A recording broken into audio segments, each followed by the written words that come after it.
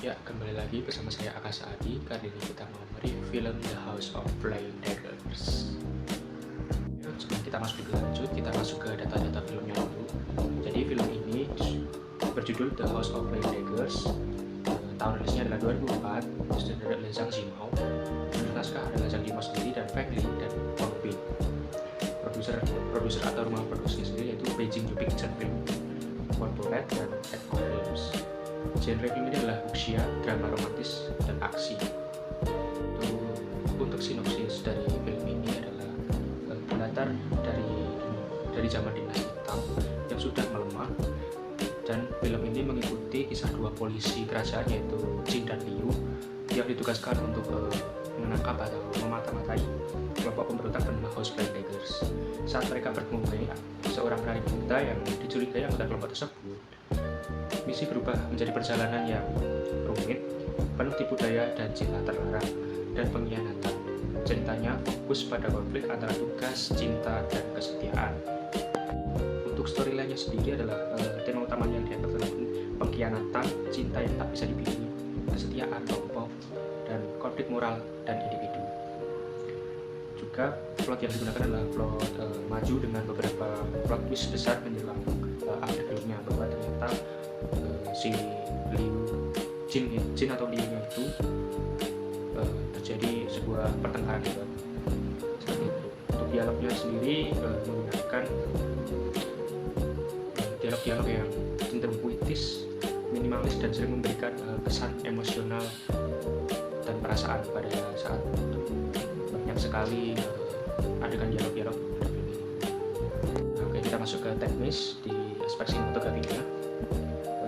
Sinematografi di film ini adalah salah satu kekuatan utama, yaitu dengan warna-warna dramatis, ada warna hijau, emas, dan merah, dan gerakan kamera yang elegan membuat setiap adegan terlihat seperti lukisan, seperti adegan si Mei sedang menari di awal-awal film itu sangat menggunakan agak slow motion sedikit dan menunjukkan keeleganan sebuah penari tersebut.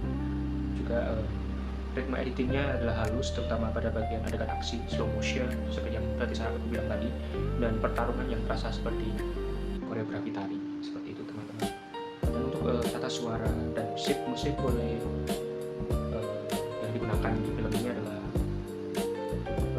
musik dari Shigeru Umebayashi, melankolis lembut dan sangat mendukung atmosfer cinta yang tragis. Untuk dari segi artistiknya sendiri, mereka banyak melakukan kostum epic yang indah dan hutan bambu, ladang gadung, dan interior klasik menghadirkan visual historis yang kaya dan sangat terlihat pada adegan di mana mereka berada latar pada zaman kerajaan dinasti Tang akhir. Dan untuk visual efek atau sound effect, mereka melakukan lemparan belati yang magis, atau mereka seperti lemparan belati yang sangat nyaring bunyinya, namun tetap poetik, khas usia, dan realistis tapi artistik itu. Untuk aspek actingnya sendiri, Mei sangat menonjol. Emosionalnya itu cenderung fisikal dan penuh nuansa, dan juga Jin karismatik, natural, dan chemistry-nya kuat terhadap Mei. Juga Leo aktingnya itu begitu mantap, terutama di bagian akhir yang dramatis yang adegan Jin dan Liu mereka saling menyerang satu sama lain. Chemistry-nya di sini antar pemain sangat melekat sekali, khususnya antara Mei dan Jin yang sangat intim dan natural sepertinya. Untuk konteks film ini adalah film ini dibuat saat kebangkitan kembali genre wuxia di awal tahun 2000-an, dan setelah sukses Croaking di Tiger dan Hidden Dragon, Zhang Yimou memberi pendekatan romantis dan estetis, menonjolkan seni, warna, dan dunia wuxia sebagai metafora emosi manusia.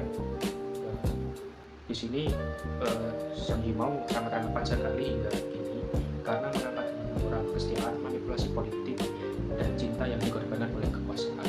Kelebihan dan kekurangannya sendiri, film ini tuh menurutku banyak kekurangannya.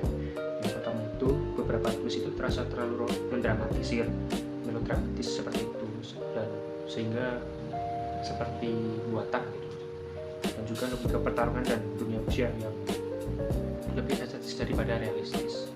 Dan juga endingnya itu cukup panjang dan emosional menurut aku sendiri, sehingga terasa sedikit terlihat bagi beberapa penonton juga, menurutku juga aku sendiri merasakan seperti itu.